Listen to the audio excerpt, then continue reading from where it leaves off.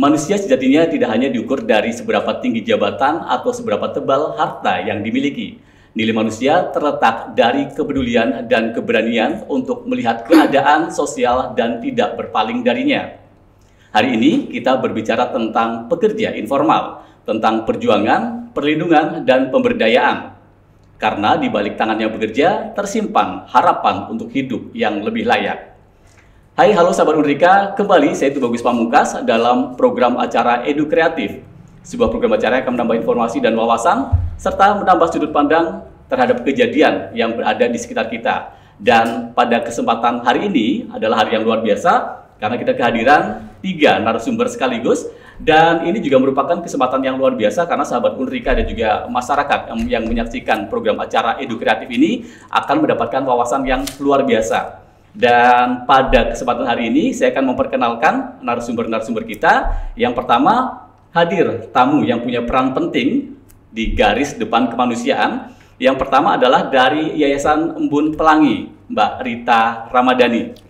Boleh disapa dulu sahabat Unrika? Ya, halo teman-teman semuanya. Iya, beliau adalah program manajer Yayasan Embun Pelangi, dan selama ini sahabat Unrika, Yayasan Embun Pelangi ini sudah menebar harapan bagi mereka yang mungkin terlupakan begitu ya. Dan kita juga akan mendengar pandangan dari BPJS Ketenagakerjaan Kota Batam. Hadir Bapak M. Ridwan, Kepala Bidang Kepesertaan Program Khusus. Apa kabar Pak Ridwan? Baik Pak Bagus, selamat sore, salam sejahtera buat sahabat Unrika semua. Mudah-mudahan podcast ini dapat nanti bermanfaat untuk kita semua. Ya, BPJS seperti kita ketahui adalah lembaga yang memang menjadi benteng perlindungan juga saat tenaga kerja ini jatuh dan juga butuh pegangan begitu Pak Ridwan ya? Betul. Baik, dan tentu tidak ketinggalan narasumber kita dari Dinas Sosial dan juga Pemberdayaan Masyarakat Kota Batam, Bapak Ali Akbar, SIP, sebagai penyuluh sosial ahli muda. Pak Ali, apa kabar Pak? Baik Pak. Ya, sehat Pak Ali ya, dan terus semangat untuk mengemban tugas mulia dan memastikan bahwa ada warga yang tertinggal, ini kita pastikan menjadi minus begitu ya. Kalau perlu 0 warga yang tertinggal begitu di Batam. Dan sahabat Unrika, hari ini kita akan berbincang terkait dengan pekerja informal. Dan harapan kita, pekerja informal, informasi yang akan kita berikan kepada masyarakat, kepada sahabat Unrika, tidak saja hanya sebagai sebuah wacana, tapi harapannya menjadi sebuah cermin yang menantang kita bersama bahwa apakah sudah benar-benar kita peduli terhadap teman-teman kita, tetangga kita, saudara kita yang bekerja di sektor informal. Baik, kita akan berbincang terhadap Mbak Rita dulu. Saya menyapa Mbak Rita begitu ya, Mbak Rita. Mbak Rita dari Yayasan Embun Pelangi begitu ya. Kalau perlu diinformasikan kepada sahabat Unrika, sebenarnya Yayasan Embun Pelangi itu seperti apa dan ruang lingkupnya bagaimana Mbak Rita? Ya, terima kasih waktunya. Jadi teman-teman semuanya, Yayasan Embun Pelangi adalah yayasan sosial untuk perlindungan perempuan dan anak. Jadi secara garis besar kami memiliki visi untuk meningkatkan perlindungan perempuan dan anak serta kesejahteraan masyarakat berbasis hak asasi manusia. Oke. Itu tujuan kami yang memang untuk mensejahterakan perempuan dan anak. Kenapa ke perempuan dan anak? Karena kami menilai di masyarakat yang masih luas ini perempuan itu masih harus diperjuangkan untuk mendapatkan hak-haknya. Iya, termasuk juga perempuan-perempuan Indonesia dalam hal ini di Batam yang bekerja dalam sektor informal begitu. Mbak Rita, ini juga perlu diperjuangkan juga ya Mbak Rita. Iya. Nah, terkait dengan perjuangan pekerja sektor informal, kita juga sepertinya kalau sekarang ini kita melihat BPJS sebelum-sebelumnya hanya mengcover yang sektor formal begitu ya, tetapi ternyata tidak begitu. Ternyata bahwa yang sektor informal juga diperhatikan juga oleh BPJS. Bagaimana pandangan Pak Ridwan ini kalau kita bicara tentang sektor formal dan juga informal terkait dengan BPJS-nya, bagaimana Pak Ridwan? Baik Pak Bagus, terima kasih atas pertanyaannya yang cukup bagus. Mungkin ini jadi pertanyaan masyarakat juga. Iya. Selama ini memang kami untuk kepesertaan itu terkhusus kepada perusahaan atau badan usaha. Iya. Namun setelah berubah nama dari BPJS, dari Jam Sostek dulunya ke BPJS Tenaga Kerja, kami itu akan memberikan perluasan kepesertaan kepada sektor informal. Iya. Dan sektor informal ini sebenarnya sudah kita gagas dari tahun 2014, yaitu masyarakat pekerja yang tidak ada memberikan upah. Ya. Jadi tidak ada yang pemberi upah itu masuk sektor informal. Ya. Itulah yang kita berikan perlindungan. Alhamdulillah di Batam ini, Kota Batam menyambut baik program ini, dan beberapa hal di 2025 ini sudah terlaksana. kami sangat berterima kasih kepada Pemko Batam yang telah memberikan bantuan iuran kepada masyarakat rentan khususnya. Ini sangat-sangat signifikan bahwa inilah yang pertama mungkin di Indonesia. Batam sebagai pionir pertama Batam begitu, sebagai untuk pionir penanganan pertama BPJS non informal untuk gitu ya. untuk memberikan iuran kepada masyarakat non formal. Oke, baik, ini prestasi yang luar biasa begitu untuk prestasi yang khususnya untuk masyarakat Kota Batam begitu, karena kalau kita lihat bahwa ternyata ada sebuah kontribusi dari masyarakat begitu Pak Ridwan ya. Betul Pak Bagus. Jadi ini prestasi yang luar biasa di seluruh Indonesia karena untuk tahun ini aja Pemko Batam itu sudah memberikan 24.000 pekerja rentan dan membayar iurannya sampai nanti di bulan 12 2025 dan di 2026 itu sudah kami dengar itu sudah dianggarkan kembali. Oke, artinya memang ini perhatian dari pemerintah juga begitu ya Pak Ridwan. Nah, kita berbicara terkait dengan pekerja informal. Seberapa banyak sebenarnya jumlahnya, kita juga penasaran begitu.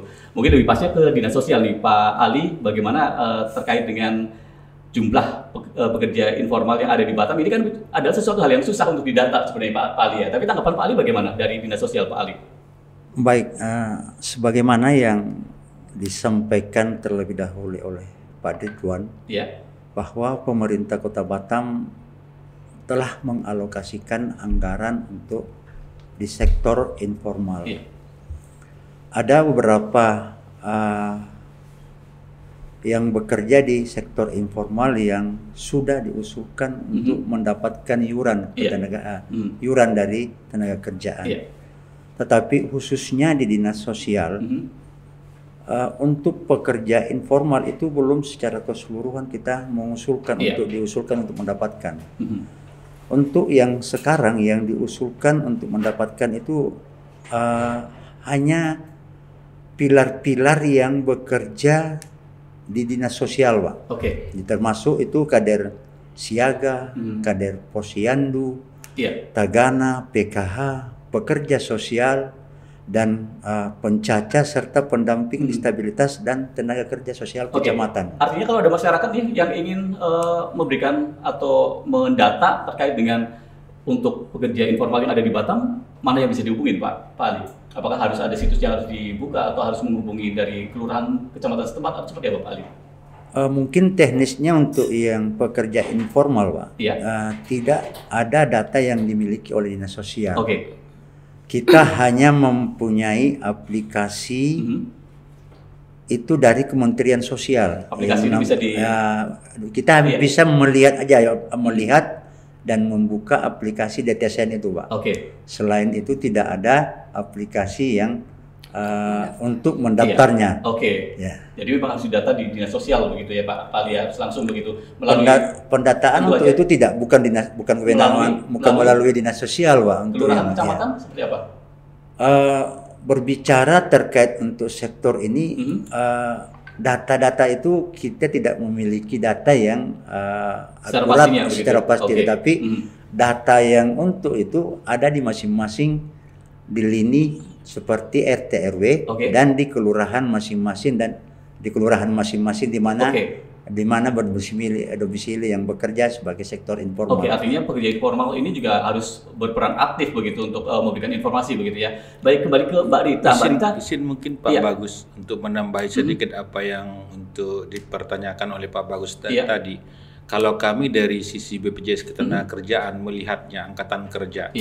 Jadi kalau angkatan kerja yang data yang dari BPS tahun 2024 itu pekerja formal itu ada sekitar 430.000 di Kota Batam. Itu yang bekerja di perusahaan. Namun ada data yang 170.000 itulah yang dinamakan pekerja rentan oleh BPS sendiri. Jadi ada sekitar 170.000 data yang rentan yang didata oleh BPS itu kalau kami. Iya, dan itu kemungkinan bekerja di sektor informal begitu ya. Bekerja di sektor informal yang 170.000 itu. Baik, artinya dari angkatan kerja kemudian yang terdata di sektor formal, selisihnya itu menjadi pekerja informal. Pekerja informal sekitar 430.000-an. Iya, baik. Kembali ke Mbak Rita. Mbak Rita, Yayasan Embun Pelangi ini kan kiprahnya juga sudah cukup banyak begitu ya, terkait dengan penanganan juga pekerja informal. Nah, kalau kita melihat fenomena di Batam sendiri, bisa dijelaskan nggak secara singkat atau mungkin di Kepri kalau bicara secara luas begitu? Secara spesifiknya seperti apa Mbak Rita? Iya, jadi kita melihat bahwa latar belakangnya adalah Kota Batam, Provinsi Kepulauan Riau, itu menjadi daerah transit dan juga tujuan untuk bermigrasi. Jadi orang dari seluruh wilayah Indonesia menjadikan Kota Batam sebagai wilayah transit. Rata-rata kan memang penduduk, orang yang tinggal di Batam itu kan pendatang gitu ya. Nah, kita melihat bahwa tadi kan disebutkan bahwa program pemerintah Kota Batam ya untuk masyarakat Kota Batam. Tapi bagaimana dengan misalnya teman-teman yang datang dari berbagai wilayah, kemudian datang ke sini, kemudian dia mungkin awalnya ditawari untuk bekerja secara formal gitu. Tapi di tengah-tengah setelah kontrak habis, kemudian mereka harus melanjutkan hidup, tidak berani balik ke kampung karena dengan stigma dan diskriminasi ketika dia sudah pergi keluar daerah kemudian balik tidak membawa apa-apa gitu kan. Maka dia terpaksa tinggal di Batam. Kemudian terpaksa untuk bekerja seadanya, kemudian dia masuk ke sektor informal. Nah, itu yang sedang kita coba untuk perjuangkan hak-haknya. Gitu. Jadi termasuk juga perjuangan hak-hak khususnya untuk pekerja informal begitu dari Yayasan Embun Pelangi. Baik, Mbak Rita. Kembali ke Pak Ridwan nih, Pak Ridwan. Kita tadi mendengarkan statement dari Pak Ridwan bahwa ada kelompok orang yang disebut sebagai kelompok yang rentan begitu. Nah, kita ingin melihat perspektif dari BPJS sendiri bagaimana terkait dengan pekerja sektor informal ini termasuk bagian dari pekerja yang rentan begitu Pak Ridwan. Baik, Bang Bagus, ini pertanyaan yang cukup bagus. Kenapa di seseorang itu atau tenaga kerja itu dibilang rentan? Kalau dengan kategorinya dia tidak bisa mencukupi kehidupannya dalam sehari-hari. Contohnya begini, UMK di Kota Batam itu sekarang kan 4.800.980 sekian. Sementara mungkin pendapatannya itu tidak sampai setengah dari UMK. Itulah yang dibilang rentan untuk memberikan kehidupannya dan keluarganya. Dari prospek dari kelompok itulah data BPS menghimpun itu ada sekitar 170.000 tenaga kerja rentan yang ada di Kota Batam. Dan sejauh ini bagaimana regulasi yang sudah digunakan oleh BPJS gitu terkait dengan ketenaga kerjaan tadi untuk melindungi sektor informal, Pak Ridwan? Dari sisi kami tahun ini alhamdulillah untuk saat ini sampai bulan Oktober kami sudah memberikan perlindungan untuk kantor cabang Batam Nagoya itu sekitar 56.000.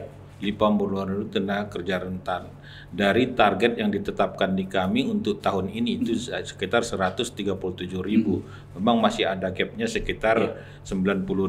Tapi kami yakin di bulan Desember yang tinggal 2 bulan ini akan kami capai sekitar 90.000 tenaga kerja rentan. Harapannya bisa terdata dengan baik begitu oleh BPJS begitu ya, dan bisa di-cover begitu ya. Harapan kami bisa meng-cover. Memang jika ada pendengar-pendengar sahabat Unrika yang mau daftar sebagai peserta BPJS Ketenagakerjaan sebenarnya cukup mudah. Tinggal buka website kami, BPJS Ketenagakerjaan, daftarkan sendiri, dan iurannya pun sangat murah. Itu artinya ini bisa diakses sendiri begitu ya? Bisa diperjuangkan sendiri. Mungkin sahabat Unrika yang di rumah juga merupakan bagian tenaga kerja sektor informal bisa mengikuti langkah-langkah yang Pak Ridwan berikan. Bisa. Jadi Bapak Ibu, sahabat Unrika sekalian, jika mau terdaftar sebagai peserta BPJS Ketenagakerjaan non formal itu bisa menghubungi kantor kami atau bisa melalui website kami bpjsketenagakerjaan.go.id. Nanti di situ pendaftaran tenaga kerja bukan penerima upah dan di situ ada langkah-langkahnya, itu cuma 5 langkah itu sudah terdaftar sebagai peserta BPJS Ketenagakerjaan dengan iuran cuma 16.800 per bulan dan itu sudah memberikan perlindungan 2 program, yaitu jaminan kecelakaan kerja dan jaminan kematian. Untuk ruang lingkupnya itu, kalau jaminan kecelakaan kerja mulai berangkat dari rumah sampai ke tempat kerja atau balik ke rumah itu sudah kami berikan perlindungan biaya pengobatan dan perawatan dan tidak ada batasan. Dan di BPJS Ketenagakerjaan itu tidak ada rujukan. Kami jika terjadi musibah kecelakaan kerja, Bapak Ibu dan sahabat Unrika langsung ke rumah sakit yang tipe A. Contohnya awal bros, itu bisa langsung di cover begitu ya. Langsung di cover dan tunjukin kartu. Dan satu lagi program itu dengan iuran 16.800 itu jaminan kematian. Jaminan kematian itu apabila sahabat Unrika sudah terdaftar, mohon maaf, apapun penyebabnya, kapanpun terjadinya, dimanapun terjadinya, meninggal kita tidak bisa kita halangi, terjadi meninggal dunia, BPJS Ketenagakerjaan akan bayarkan 10 juta santunannya apabila dia masih kepesertaannya di bawah 3 bulan. Jika dia kepesertaannya di atas 3 bulan, BPJS Ketenagakerjaan akan bayar sebesar 42 juta.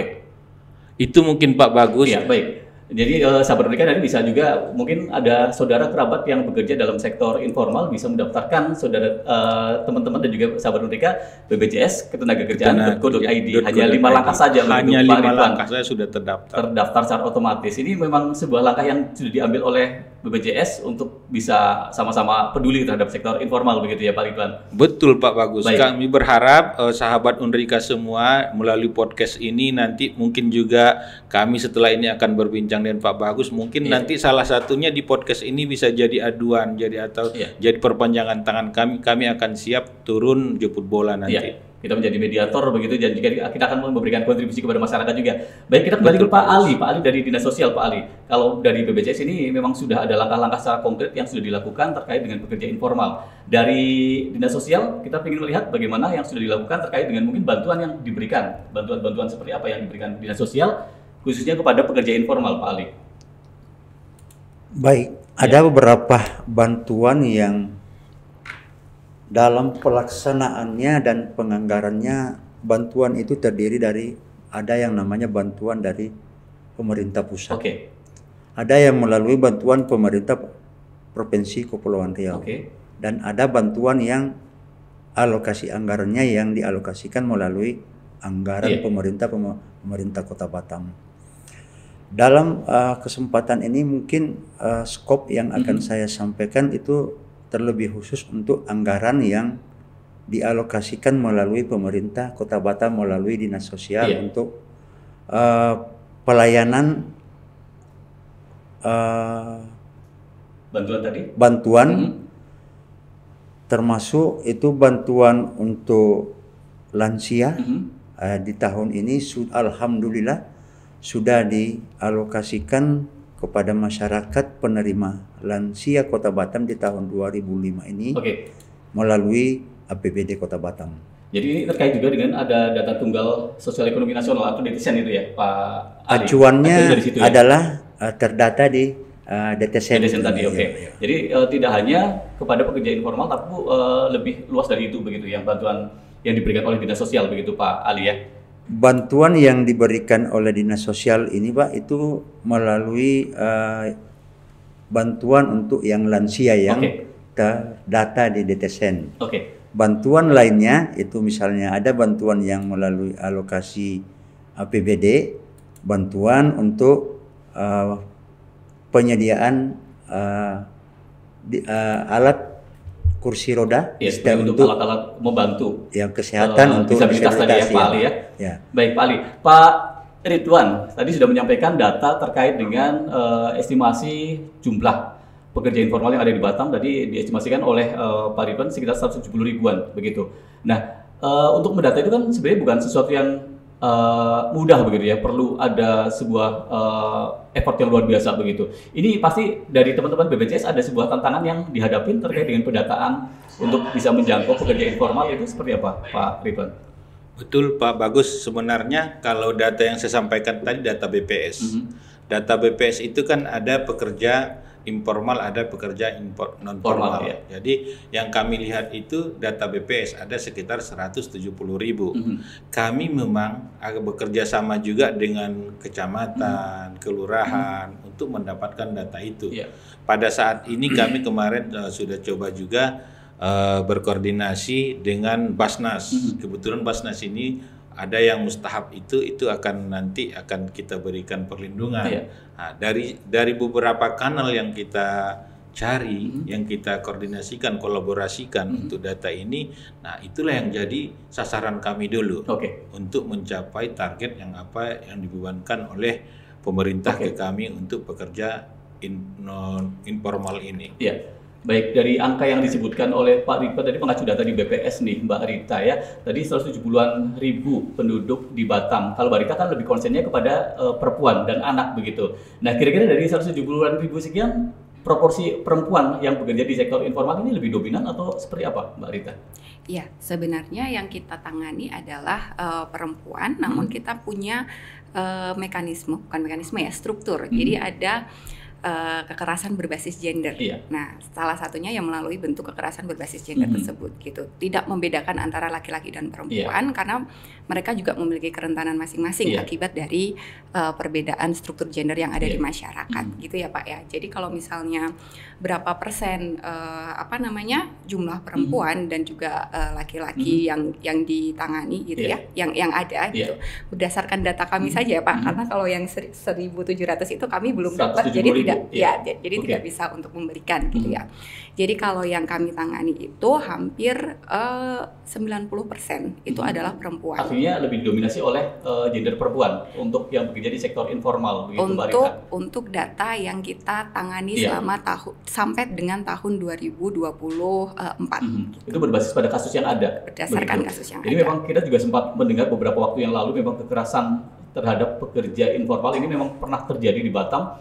Bahkan ini juga sempat menjadi viral di nasional begitu Mbak Rita ya. Saya ingin tahu juga Mbak Rita, di Yayasan Embun Pelangi ini sebenarnya kegiatan ini kan pasti teman-teman juga sudah memahami bahwa sahabat Merdeka juga memahami ini adalah kegiatan yang sangat positif begitu ya, karena bentuk kepedulian terhadap teman-teman yang bekerja dalam sektor informal begitu.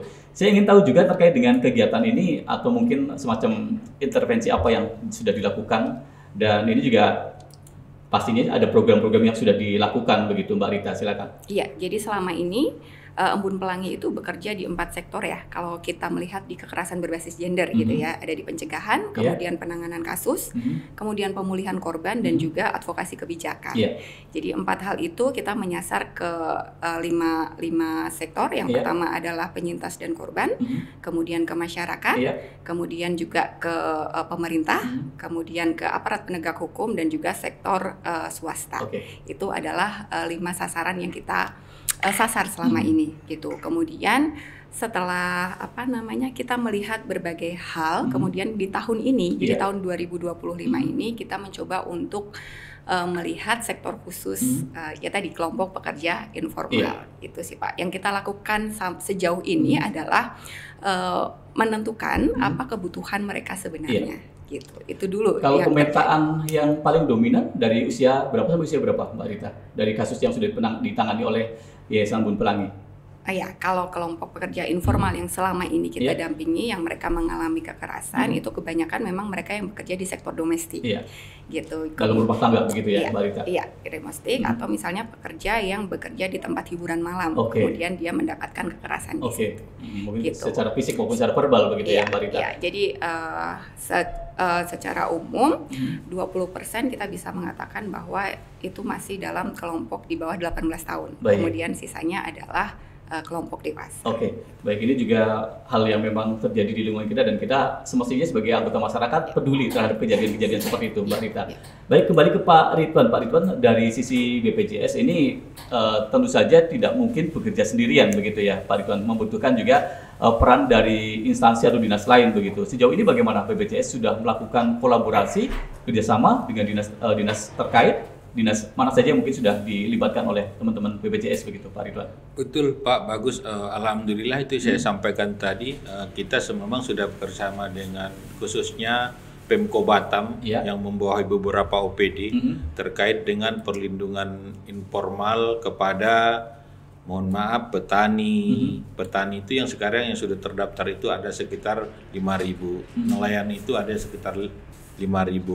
Ojek online itu ada sekitar 7.000, ditambah dengan pada bulan Oktober ini ada pekerja penerima insentif itu dari pemerintah daerah.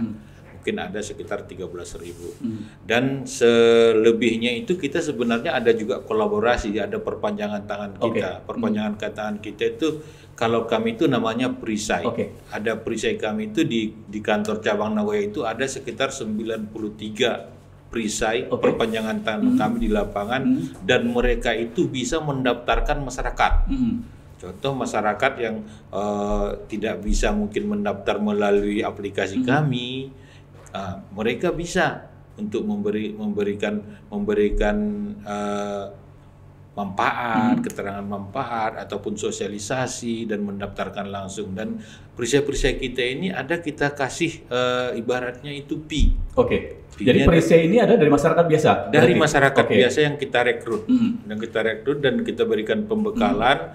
Salah satunya manfaat program BPJS Tenagakerjaan itu, dan langkah-langkah untuk mendaftarkannya itu bisa perisai kita di lapangan. Jadi membantu masyarakat yang bekerja dalam sektor informal untuk bisa mendaftar secara langsung begitu ya, dipandu oleh teman-teman perisai. Yang jumlahnya 93 orang saat ini. Tersebar di kota Batam begitu ya. Baik. Kota Batam. Ya, dan ini juga merupakan langkah strategis yang sudah dilakukan BPJS terkait dengan untuk pendataan begitu ya, Pak Ridwan. Betul Pak Bagus, dan kami berharap jika ada sahabat-sahabat dari Undrika yang mau terdaftar, yang mau ikut bergabung dengan perisai, baik dia mahasiswa, ini bisa. Karena persyaratannya di kami itu tamatan SMA dan punya HP.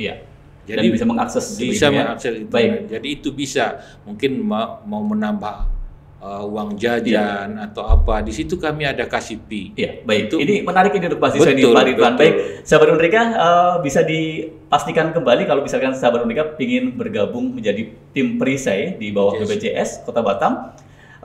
Caranya juga cukup mudah begitu ya, Pak Ridwan. Caranya adalah lulusan SMA, kemudian memiliki handphone yang bisa mengakses internet ya. Cara mendaftarnya bagaimana, Pak Ridwan? Nanti hubungi kami atau nanti kami boleh datang ke kantor kami di Jalan Imam Bonjol, Geraha Mas, Nagoya Batam. Atau nanti mungkin bisa kami titip nomor HP kami di di studionya sahabat Undrika ini nanti boleh untuk mendaftar menjadi perisai. Ini perisai ini ada sebuah kepanjangan dari apa ini?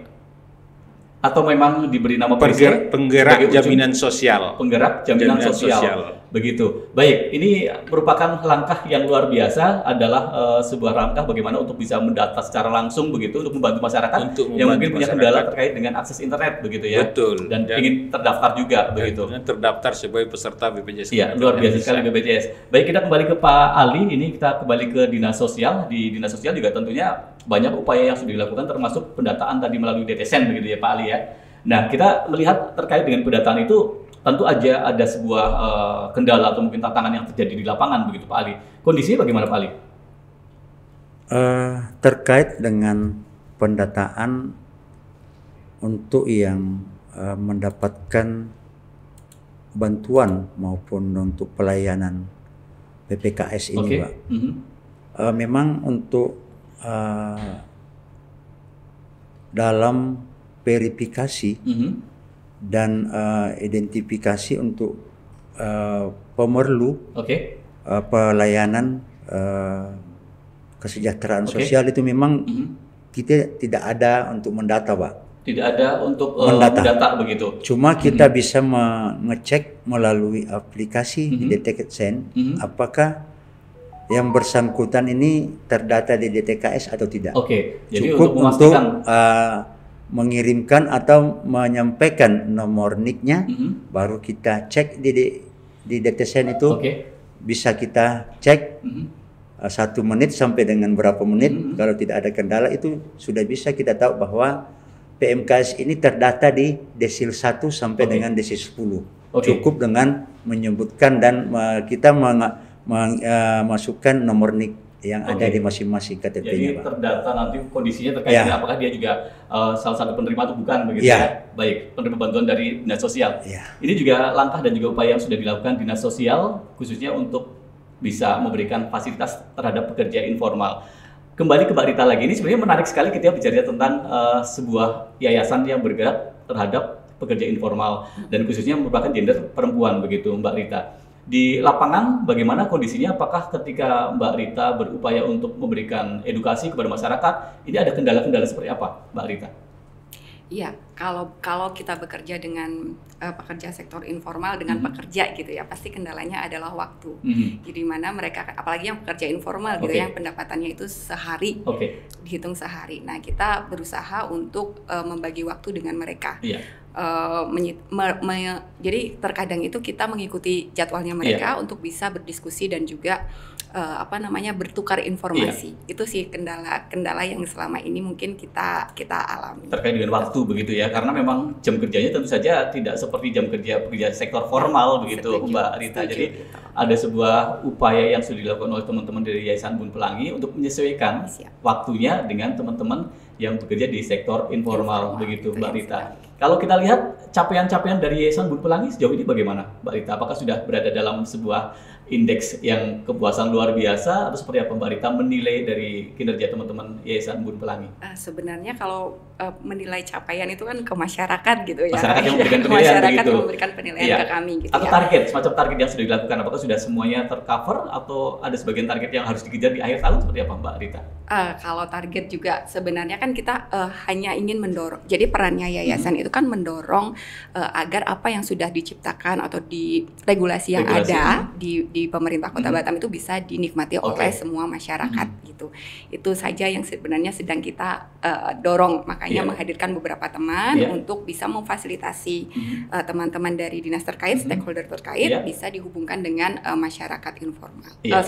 Pekerja sektor informal. Memang dari dinas sosial juga sudah memberikan program dan juga memberikan bantuan juga kepada teman-teman pekerja sektor informal. Demikian juga dari BPJS ini juga memberikan kesempatan yang luar biasa. Bahkan untuk pendataan ini, kalau masyarakat memang mengalami kendala atau kesulitan terkait dengan penggunaan gadget, ini sudah dibantu sama teman-teman Perisai begitu ya, Pak Ridwan. Baik Pak Ridwan, closing statement yang bisa diberikan kepada sahabat Unrika, kepada masyarakat yang menyaksikan program acara podcast ini, silakan Pak Ridwan bisa menyampaikan mungkin pesan-pesan dari BPJS untuk masyarakat, khususnya pekerja informal, Pak. Baik, terima kasih Pak Bagus.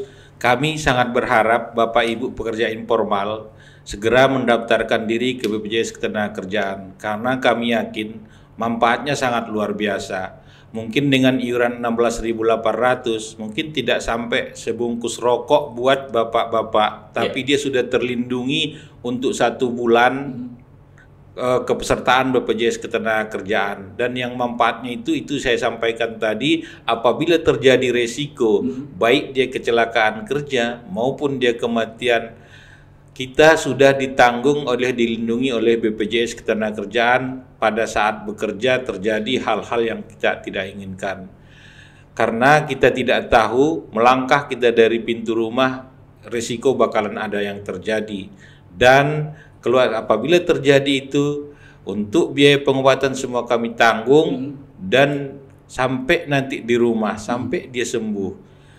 Dan dengan iuran yang sangat murah sekali, rasa saya nggak terlalu berat lah, dan perlindungannya sangat luar biasa, paripurnya, dan kita tenang dalam bekerja dan keluarga pun tenang. Jika ada resiko tidak perlu minta kepada keluarga ataupun sanak keluarga untuk biaya pengobatan. Baik. Harapan kami mudah-mudahan jika memang tidak mampu, pemerintah Kota Batam sebenarnya siap memberikan perlindungan dan kami pun akan cari Bapak Asuh memang kalau memang dia memang tidak mampu. Baik. Itu mungkin Pak Bagus. Baik Pak Ridwan dari BPJS. Baik, Sobat Unrika bisa dipastikan lagi tadi langkah yang bisa dilakukan melalui situs BPJS ketenagakerjaan.go.id atau menghubungi perisai-perisai kami yang ada di Kota Batam untuk bisa menjadi peserta BPJS Ketenagakerjaan, dan iurannya juga sangat terjangkau, Rp16.800 per bulan sudah di-cover begitu ya, baik dari untuk dua program, baik dari kecelakaan kerja maupun untuk jaminan kematian. Baik Pak Ridwan, luar biasa sekali. Terakhir Pak Ali memberikan closing statement kepada masyarakat dan juga sahabat Unrika, silakan Pak Ali dari Dinas Sosial. Baik, untuk seluruh pemerlu pelayanan kesejahteraan sosial yang ingin mendapatkan atau ingin mengusulkan untuk mendapatkan bantuan, cukup mudah, yaitu mengusulkan kembali melalui RT RW, melalui kelurahan, melalui pencaca, karena kita ada beberapa petugas yang ditugaskan di beberapa kelurahan, termasuk pencaca, termasuk pekerja sosial, termasuk pendamping PKH, itu masing-masing ada di masing-masing kelurahan. Karena ini masing-masing pemerlu pelayanan kesejahteraan sosial ini bantuannya berbeda, Pak. Ada yang namanya bantuan langsung tunai, ada namanya bantuan untuk lansia, ada namanya bantuan untuk mendapatkan bantuan PKH dan lain-lain. Jadi kalau misalnya ingin mengecek apakah masyarakat mendapatkan bantuan, itu bisa melalui kelurahan terdekat di mana dia tinggal. Selanjutnya untuk memastikan apakah dia mendapatkan bantuan atau tidak, itu bisa langsung mengecek datanya di dinas sosial melalui DTSN itu melalui DTSN tadi itu ya. Cukup kita masukkan nama lengkap, tempat tanggal lahir dan NIK yang masing-masing dimiliki oleh PMKS tadi. Memastikan datanya di DTSN atau data tunggal sosial ekonomi nasional. Baik, Pak Ali dari Dinas Sosial sebagai penyuluh sosial ahli muda. Baik, Mbak Rita, closing statement-nya kepada masyarakat, mungkin hal apa yang perlu disampaikan kepada sahabat Unrika dan juga masyarakat yang menyaksikan podcast kita hari ini? Ya, pertama adalah berterima kasih kepada pemerintah Kota Batam yang sudah menghadirkan berbagai regulasi gitu ya untuk menciptakan kesejahteraan sosial gitu bagi masyarakat di Kota Batam gitu ya. Kemudian yang kedua adalah semoga regulasi yang ada dapat terimplementasi dengan baik, kemudian bisa terakses oleh masyarakat yang berada di Kota Batam. Pesannya untuk masyarakat adalah ketika kita ingin melakukan migrasi, karena Indonesia itu pulau-pulau, kemudian migrasi itu sangat mungkin terjadi. Pilihlah migrasi yang aman, gitu, patuhi dokumennya, kemudian pastikan informasi yang didapat atau informasi yang ada di daerah tujuan itu benar. Itu saja. Termasuk juga migrasi dalam negeri maupun luar negeri, pastikan dokumennya aman begitu, dan juga bisa dipastikan bahwa memang terkait dengan kondisinya memang benar-benar dinyatakan aman begitu ya. Tidak hanya dokumen saja, tapi memang kondisinya juga aman. Juga harus aman. Baik, itu untuk mencegah terjadinya hal-hal di luar dugaan. Untuk memperkecil resiko yang terjadi ketika kita melakukan migrasi. Baik, luar biasa sekali Mbak Rita dari Yayasan Bun Pelangi, Pak Ridwan dari BPJS, dan juga Pak Ali dari Dinas Sosial. Informasi yang sangat berharga sekali buat masyarakat, untuk sahabat Unrika juga yang menyaksikan acara ini, dan sahabat Unrika nanti juga yang tertarik mengikuti program Perisai nanti bisa menghubungin. Nanti kita akan cantumkan nomor handphonenya di bawah ini.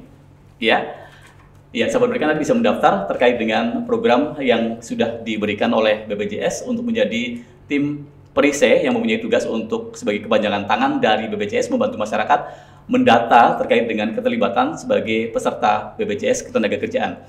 Baik, sahabat Unrika, berbicara terkait dengan pekerja informal ini bukan hanya sebagai wacana, namun sebagai cerminan, di mana cerminan ini menantang kita bersama seberapa jauh kita peduli terhadap kondisi teman-teman pekerja sektor informal. Baik, saya Bagus Pamungkas mengakhiri perbincangan kita di hari ini. Sampai jumpa dalam program acara berikutnya. Semoga kita bisa memberikan kontribusi bagi negeri, dan salam.